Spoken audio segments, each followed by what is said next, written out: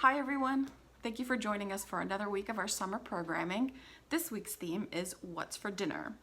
And so for this month's cookbook club, I decided to do a cookbook all about meal prepping and meal planning. And it's called Cook Once, Eat All Week, and it's by Cassie Joy Garcia. Some of you guys may know her through YouTube. She has a YouTube channel where she demonstrates some of the weeks of meal planning through this cookbook, and she also has a blog, a very popular blog called Fed and Fit or something like that. But yeah, she is really good at taking a meal plan and giving you a detailed plan of how to prep for the week, for that entire week. So I have been actually meal planning and meal prepping for several years now. Made a lot of mistakes. I've learned a lot. We've got a busy schedule. I've got kids with in extracurricular activities. So we need to get dinner on the table quickly to avoid having to eat out a lot during the week, and trying to keep our dinners on the healthier side. Now this cookbook, Cassie's cookbook, leans towards more of like gluten-free type, paleo type meals, but you don't necessarily have to stick with that. She does give you different options of ingredient substitutions, and that's what I liked about this book. The other thing I like about this book is that it really simplifies meal prepping, and it's really quick. One of the biggest mistakes actually I learned in the beginning is that meal prepping doesn't necessarily mean that you have to cook, your dinners on Sunday, for example, if that's the day that you prep, for 7 days a week. And you don't have to cook your meal from A to Z and have it ready to reheat in the fridge. First of all, you'd be cooking all day, and what you prepare on Sunday isn't going to really stay fresh by Wednesday or Thursday. So she takes 3 simple ingredients: a protein, a starch, and a vegetable, and she teaches you how to make 3 healthy meals for that week. Now, for the other 2 days of the work week, she does provide 2 extra meals that don't take as long to cook. So it's maybe 20 minutes maximum. Simple ingredients, very quick. And it really works with anybody's schedule, really. The other thing that I really liked about this book is that it's very detailed about how to prep your ingredients to have them ready to cook a fresh meal and have it on the table with minimal to no cooking at all. If you're a beginner at meal planning and meal prepping, this book is definitely for you. And the meals the recipes are really delicious. And you can, substitute ingredients. You can add spices if something is a little bland for you. Leave out ingredients if it's not your jam. So it's actually, I think 26 weeks worth of meal plans for 3 days, actually 5 days, 3 detailed meal preps, and then 2 extra meals. So it's a really neat cookbook. So if you're new to meal planning, I really recommend that you check out this book, and it is available to check out at Lexington Public Library. So what I'm gonna do is actually take one of my favorite weeks in the cookbook is week 9, and she uses chicken breast, kale, and corn. Those 3 ingredients, and makes 3 quick meals, delicious meals. So I'll walk you through my what I've prepared this morning, and then show you what 3 meals she makes, or she suggests that you make for week 9. And you don't have to do this in order, of course. You can skip around and choose whatever week you want to play around with. But yeah, this week, this is what baked chicken breast, kale, and corn. So that's what we've got going. She's also got like weekly ingredients here and a shopping list, okay? And then she takes you step by step exactly what to do for prep day. Okay, so that's, for me, that would be like a Sunday morning or a Sunday afternoon. And then she gives you the recipes. And then the bonus dinner options over here, those are not included during prepared day, but the gist is that they're quick, easy ingredients. So yeah, I already went ahead and meal prep, but I'll show you what I've got ready in my fridge to go for the week. And I'll walk you through the recipes. Okay, let's go. Okay, so this is prep day. She gives you a detailed instructions on how to prepare your ingredients. So for the chicken, what I did is went ahead and baked it up. This chicken here, what I've got in these containers, I baked it up and I cubed it and I portioned it out for the 3 different recipes. Now the first recipe she's got is this taco recipe here. Let me show you. So the first recipe that she's got is this confetti chicken casserole recipe. So I've portioned out about 4 cups for the casserole, and then she's got a recipe in here for Mexican chicken and corn street tacos, and I've portioned out 3 cups for that, and then 3 cups for this salad for the 3rd day, the green goddess salad. Now, actually, there's a little more than 3 cups in here. I'm gonna make a little extra for one of my lunches this week. And that's a great thing about these recipes, is that you can actually double the recipes for if you have more than 4 members of your family, or you can leave leftovers for lunch the next day. The other ingredient is, of course, corn. She has corn on the cob, but I wanted to save a step of cooking up the corn, so I just used the frozen. I'm going to use the frozen kind, and that'll save me some time. And then the other ingredient she's got is to prepare is actually baking up the turkey bacon. We use turkey bacon in our household, and I portioned some out for the casserole and then some for my salad. And then over here we've got the kale, which I've already washed, ran through the salad spinner to dry up, and then portioned them out for the different meals. So I've got some kale here for the casserole, some for the tacos, and I've got some ready for the salad. And actually for the salad I used this packaged baby kale that I washed and ran through the salad spinner. And I like to, this is a little tip, I like to put a little bit of paper towel in there to help keep moisture out, and it helps keep your kale a little fresher. All right. The other thing that I prepped is I sauteed up the red onion, red bell pepper, and garlic, and that's going to be for the confetti casserole. And I went ahead and labeled that so everybody knows what this is for. And then I whipped up 2 dressings, one for the green goddess dressing and one for the chipotle lime dressing, and that's going to be for the tacos. All right, now for the meal prep, everything here, what I just showed you, took me exactly 1 hour and 30 minutes. So I started around 8 o'clock this morning. I was done by 9:30. When I mean done, I mean wash the dishes, everything was cleaned up, and everything was packaged, labeled to go, and put in the refrigerator. I know a lot of meal prepping videos or books or whatever, they tell you that meal prepping shouldn't take more than 30 minutes or 1 hour, but I wanted to let you know that meal prepping includes cleanup. It is work, but it shouldn't take you more than 1.5 hours or so. And you can do that in the morning. So if you do it like, Sunday morning, you'll have the rest of the day to spend with your family, and it'll save you a lot of time during the week. All right, the first recipe I'm going to show you how to make is the casserole, the confetti chicken casserole. Let me get those ingredients ready for you, and we'll get started. Okay, these are the ingredients for the confetti chicken casserole. We've got the bell peppers, the onions, and the garlic that I've already sauteed, and then we've got our chicken over here, and then the 2 cups of corn. And we've got 2 cups of the kale that I've washed and sliced up.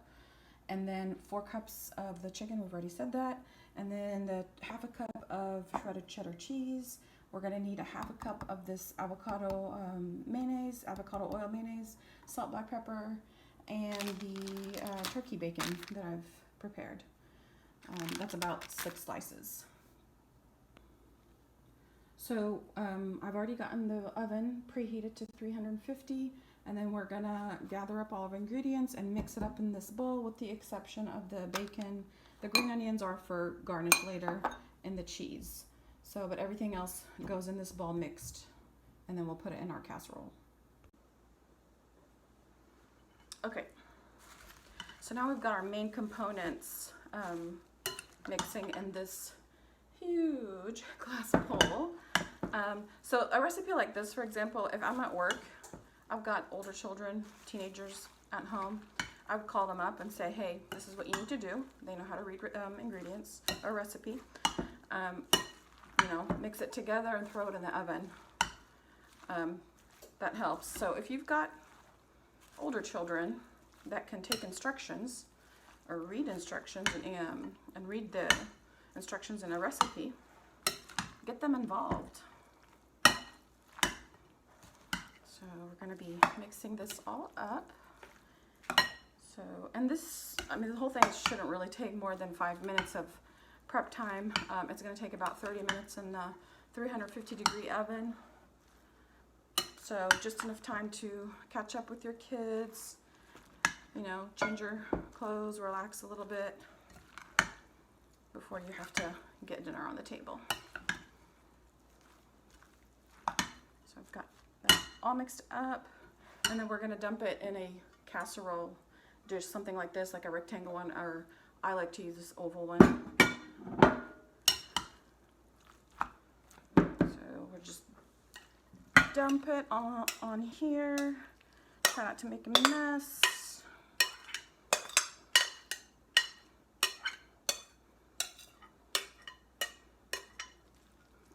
And then spread it out evenly.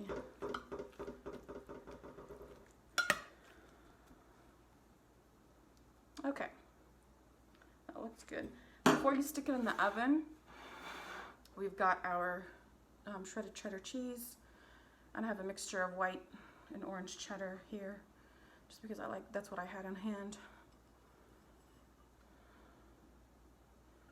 And it's about a half a cup of that. And then I've got my turkey bacon. And that will be just sprinkled right on top here. And you can leave this out if you're not a fan, or whatever. So, or if you don't have it on hand, or that will be just fine. All right, we've got that, and this is what it's gonna look like before you stick it in the oven. So stick it in the oven for 30 minutes. After it's done, before serving, you can sprinkle a little bit of green onions. I have a couple of kids in here that are not fans, so I'll probably just do like half green onions and half not. So there you go, that's it. I'll show you what it looks like when it's done.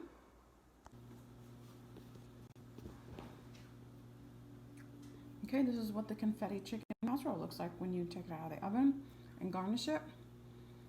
It looks really good. It does really look like confetti. Smells delicious. Okay, so today I'm just gonna go ahead and finish up the last 2 recipes that are in week 9 from this cookbook. And again, we're doing Cook Once, Eat All Week by Cassie Joy Garcia. The next recipe is called Mexican chicken and corn street tacos. And the components that we need today is these little mini tortillas, these white corn tortillas. And these are like, you can find them at the grocery store. They're just called street taco style. I've got 12 of them. I stuck them in the oven for like 2 minutes just to warm them through to make them pliable. And then we've got our reserved chicken right here. And I heated it through with some, actually I found some fire roasted corn in my freezer, so I threw that in there too. Spiced it up with a little chili powder, paprika, and garlic powder. And a tiny bit of salt.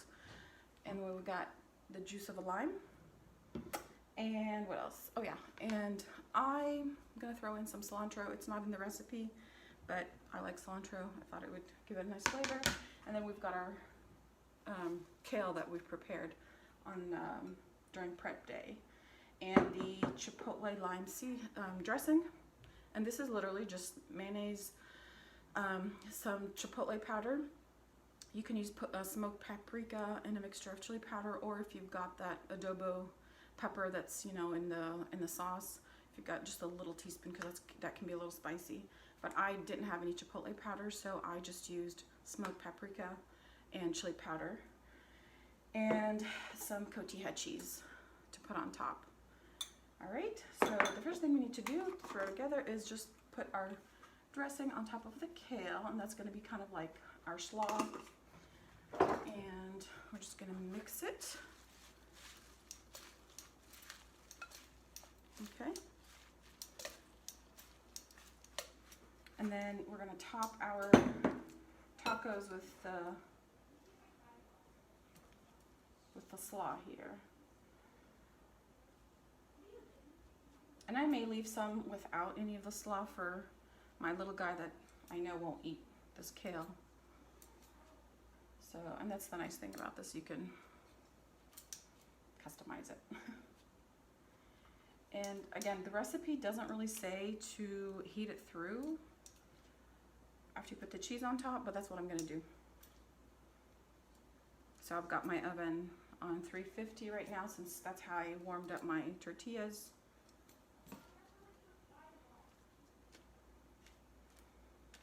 You know what, I think I might be able to cover all 12, but I'll leave 2 without any for my little guy.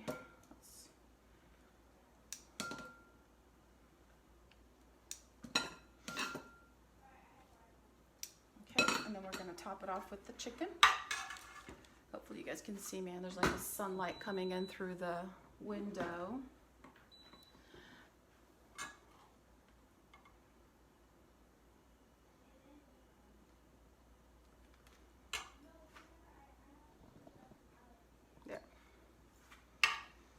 Filming is a whole new experience for us librarians at Lexington Public Library, so we're learning a lot.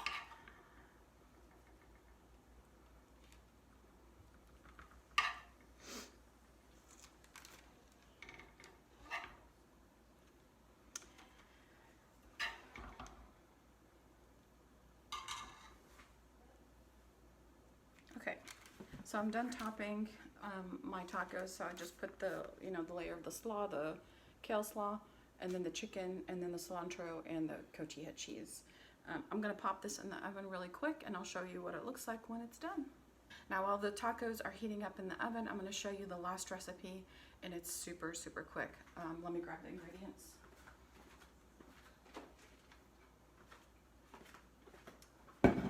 So I've got my the kale that I prepared for this salad. I actually mixed it with a little bit of a bag of baby greens, just to make it a little more hearty, add a little variety. And then I've got my my turkey bacon that I prepared. That's about 4 strips. I'm gonna throw that on top. And then I've got my chicken that I've portioned out. I'm just gonna I'll use most of it. Leave some for the lunch next time. So and I'm gonna grab the rest of the ingredients here. So I've got my thawed corn, diced up avocado, and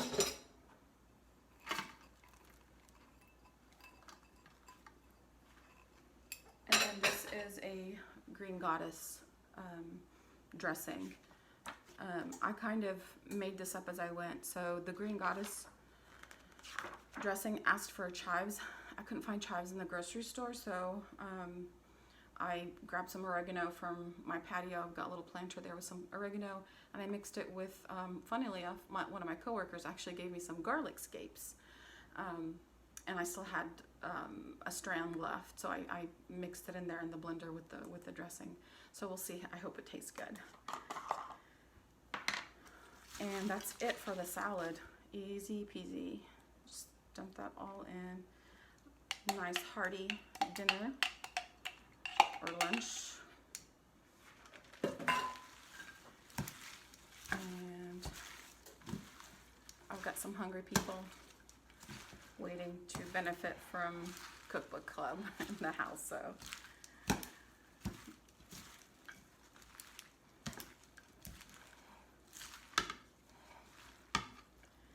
And that's that. It's really simple.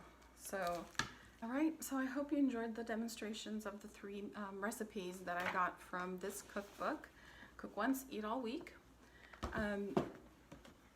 If you want to put it on hold or check it out, it is available in print at the Lexington Public Library.